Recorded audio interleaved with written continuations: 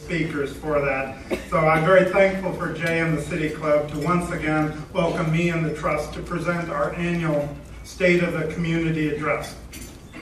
In the past, I've shared information about the Trust and what we do, data on pressing issues affecting our region, and broad insights on actions that civic leaders might consider to strengthen our communities. In the past, I've been Mr. Doom and Gloom, but not today. Our primary goal for today's address is to create a moment of reflection to talk about the power of our diverse community and the importance of social good. To make the case that all of us across every corner of our region are bound together and need to act together.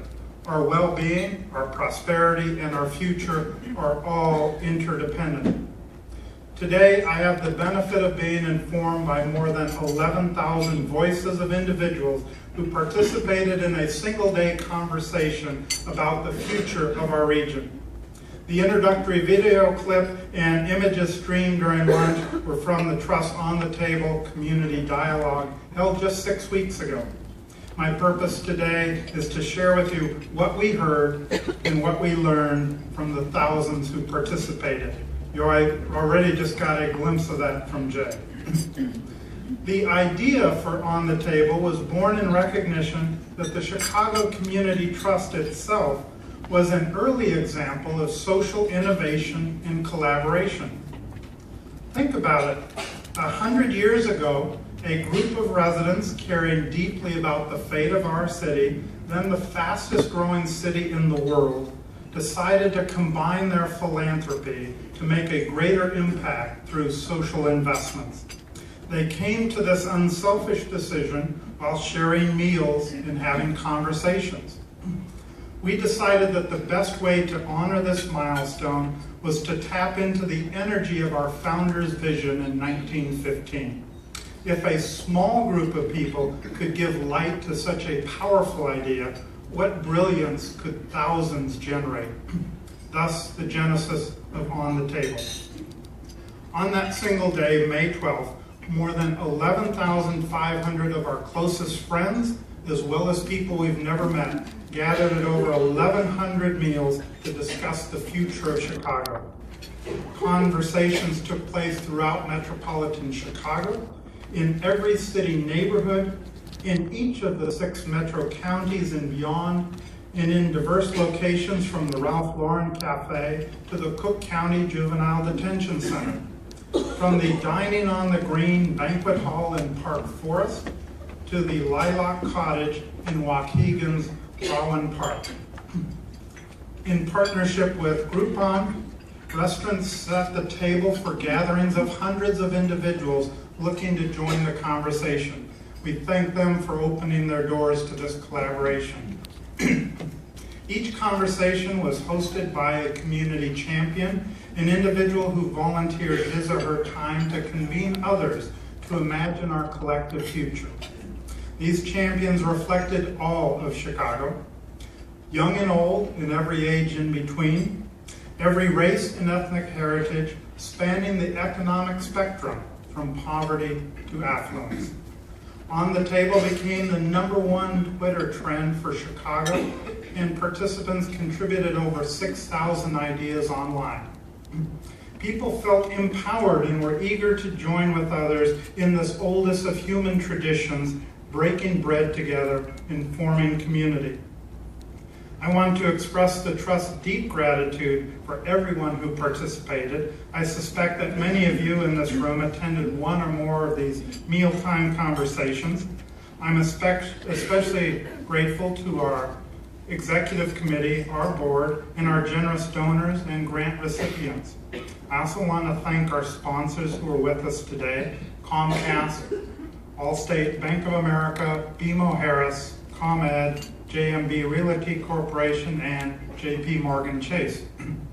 In particular, I want to acknowledge the On the Table Steering Committee, many of whom are here today, and Leslie Bloom and Carol Brown, who co-chaired the initiative.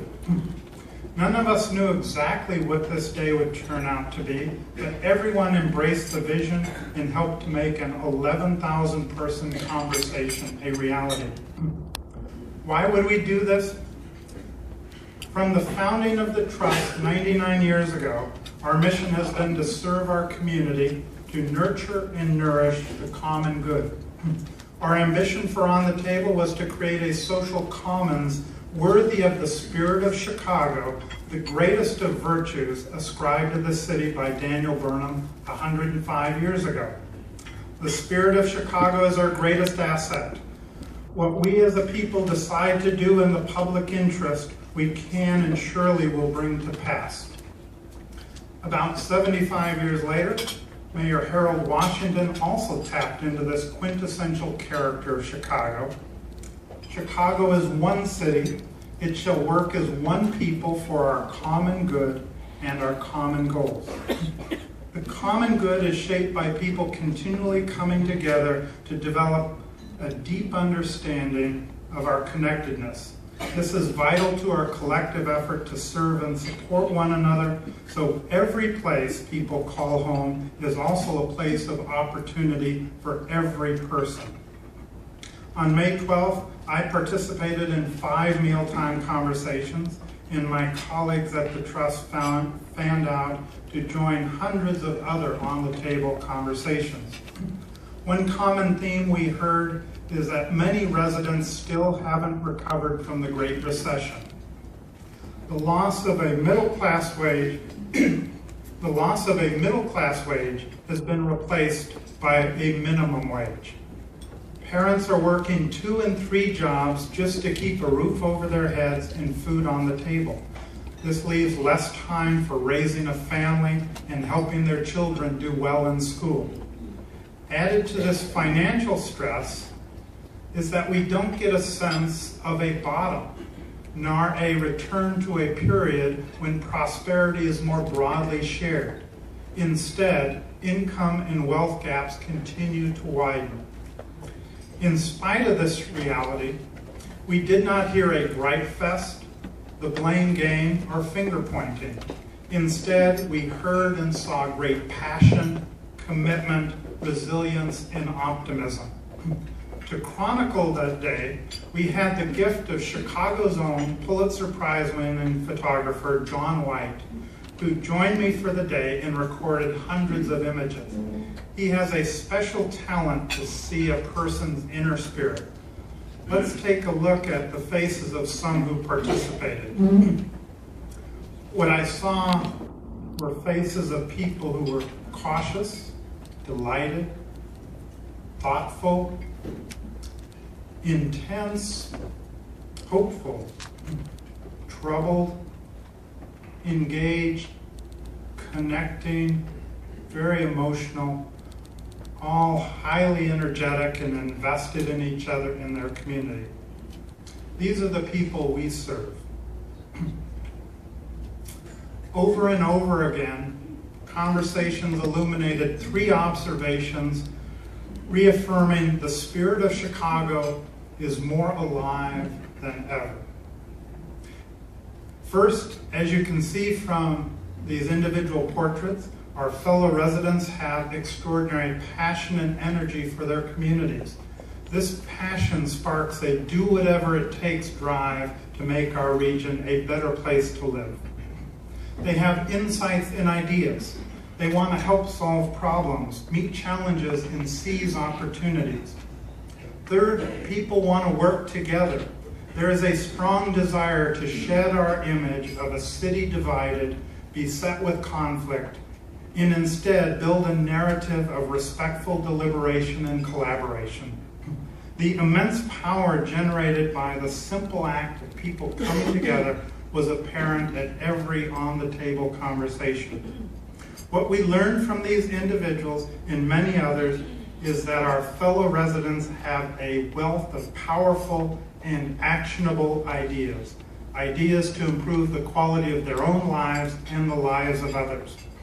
For example, we can lengthen high school to 5 years for those who need extra time to graduate with heightened opportunity for success. We can organize an interfaith festival hosted by our region's diverse faith-based communities. Offer local communities the chance to turn around their neighborhood schools using the game plan from the Nettlehorse, Blaines, Bells, and Coonleys of our city. Build a bike path along Chicago Avenue running from Maywood through River Forest to connect these communities, which are currently separated by a 4-lane highway. Enhance and dramatically expand financial literacy in our schools and for adults, an idea we heard in many places. Encourage manufacturers to adopt a Made in Chicago label and build this brand as an emblem of excellence for our region. We also learned that small is the new big. It's not always about scale, but about connection and relationship. We heard, let's amplify the small things that work. Let's stop grandstanding big initiatives and new ideas. As we continue to sort through the thousands of ideas from the day, we can see what people were talking about and which topics were discussed most frequently. The number one topic by a wide margin was, no surprise, education. People get that this is the key to the American dream, and without a good education, we experience a host of social ills costing lives, families, and dollars. The number 2 and 3 topics were a surprise. It wasn't violence, nor pension debt, nor government corruption. The number 2 and 3 topics were community engagement and collaboration. This says a lot about the insights of our fellow residents. They understand that much of what ails our community can be solved by people coming together and working together for the common good. They know, like our earliest ancestors, that we must work together to defeat the cave bear, or settle the prairie, raise a barn, or raise a family. And I'll say more about this in a few minutes. So what did we learn by listening to our fellow residents? At a lunch in Park Forest, hosted by Mayor John Ostenberg, I met a rising high school senior. She told me about her experience as the first person in her family to consider college. Because her parents didn't attend college, they weren't able to help her navigate the choices and preparation needed, like understanding the role that the ACT test plays. As a result, she said, I feel that I am on my own. I'm sorry, but none of our young people should ever feel like they are on their own. But I'm afraid far too many do.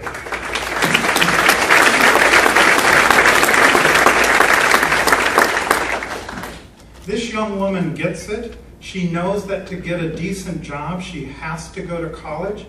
She also has a perception of the crushing burden of student debt, and she's frankly terrified by it, to the point that she most likely will go to community college instead of the 4-year college for which she is fully qualified. Bottom line, no qualified student in our country should be denied the opportunity to go to college because of lack of money.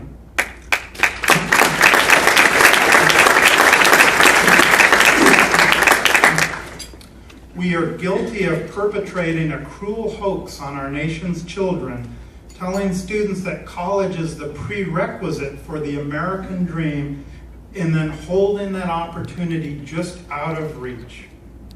If we do nothing, the consequence is reduced social mobility. We can do better than this, and I ask that we join together to do just that. We need more individuals like Tim Schwartzfeger to help us close the gap and deliver on the promise of the American dream. Tim is a champion for Chicago scholars. They have issued a community-wide call to action designed to serve 10,000 students, guiding them from high school all the way to college graduation. And not without self-interest, Chicago needs a diverse pool of highly skilled professionals if it is to remain a world-class city. And we've got our very own big shoulders here with Josh and the amazing work that they are doing to provide thousands of opportunities for young people to move through school and to college. The second opportunity we can seize on related to helping more young people develop whatever it takes to qualify for college.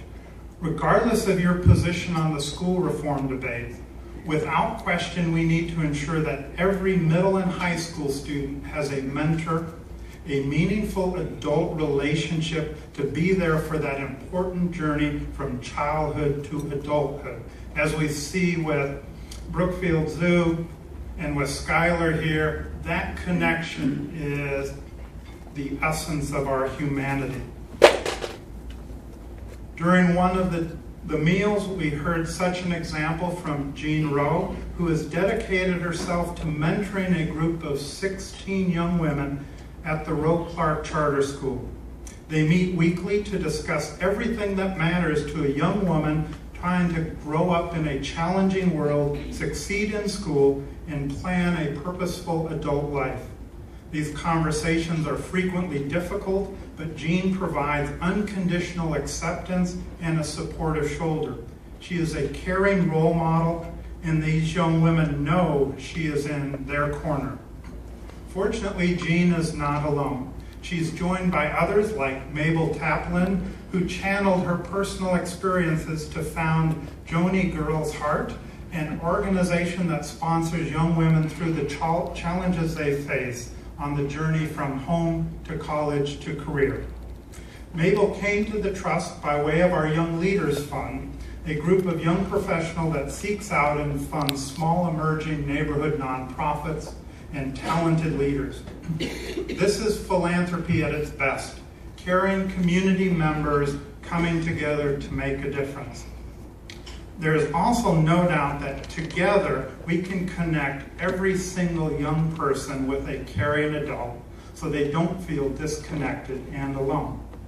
No doubt whatsoever that together we can make education an adventure that sparks a passion for learning and produces the next generation of scientists and inventors, teachers and leaders.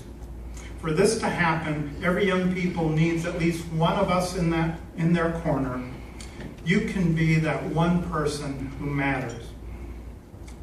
Now let me return to the topics of community engagement and collaboration. A meal I shared at Northwest Side Housing Center, located in Belmont Cragen, was all about the spirit of community engagement and collaboration. The organization was created because residents of the neighborhood felt there is no sense of community out there. In recent years, the center's dedicated staff and neighborhood volunteers have focused their attention on two pressing and closely related problems in Belmont Cragen: foreclosures and violence. When the housing crisis hit, they fought to keep their homes with an 83% success rate. How are they doing this? By knocking on their neighbors' doors and connecting them with the help they need to stave off foreclosure. By motivating their neighbors to stay, telling them you are an essential part of this community. By forming block clubs, by creating neighborhood watch groups. Belmont Cragen is just one example of community engagement and collaboration. We found that the yearning these residents feel for a stronger sense of community is shared by thousands of others throughout our region. People are hungry for it, not only in their own backyards, but across neighborhood boundaries. We heard our fellow residents say things such as, more Chicago needs to be exposed to more Chicago. We need to care as much about Inglewood and Lawndale as we do about Lincoln Park and Lakeview. Chicago has sister cities programs. What if we had a sister neighborhoods program to create dialogue?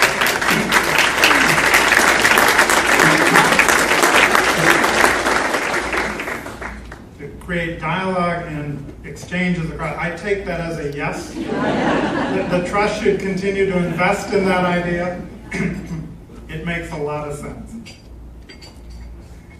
It's also clear that we continue to struggle against our heritage of segregation, yet there's also a strong desire to transcend traditional barriers and create opportunities for genuine connection and understanding.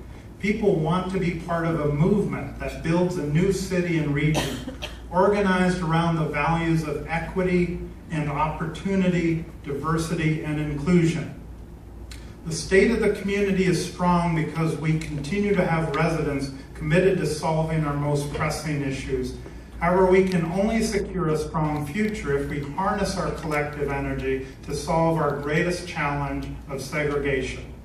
Chicago must truly act as one city. The region must act as one region. We can continue to be proud of our individual neighborhoods and suburbs, but our destiny depends on our ability to come together. Real solutions, real progress, we are told, will only come when we deal with this social fragmentation. At one meal, a young African-American professional put it bluntly, "I'm not sure if I will stay in Chicago. I love it, but I'm not sure if I can cope with the separation, the division, the inequity." If we don't unite our communities, we will lose our greatest asset, our people, one way or another, to other cities, to violence, to apathy. Declining population is the greatest existential threat to Chicago. We are 6 years out from the next census. Do we continue our downward slide in population? Or do we take steps to re-energize neighborhoods as welcoming places where people can raise a family and earn a living? More than once during the course of these conversations, the Chicago Community Trust was asked to help bolster collaborations, to build a website like Illinois Joining Forces, which helps veterans find resources and referrals. At others, people asked, can the Trust convene regular and annual meetings for groups to work together around a common goal? One on-the-table participant, Ellie Lee, stated that the Trust's initials, CCT, actually stand for Chicago Changes Together. And another said CCT means Chicago Coming Together. Can we do this? Absolutely. This is what we were designed to do 100 years ago, just for this moment, for today, and for future generations. So I was asked a lot, what do you do for an encore after On the Table? The good news is our ambition for the Trust Centennial is to inspire metropolitan Chicago to become the most philanthropic region in the nation, the most caring region in the nation.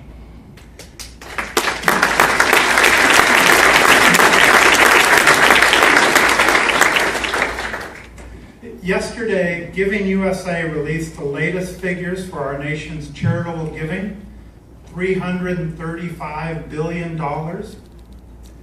That sounds like it's a big number, but it's only 2% of our GDP. It was a 4% increase from the year before, which also sounds great, but the stock market rose 20% in that same period of time.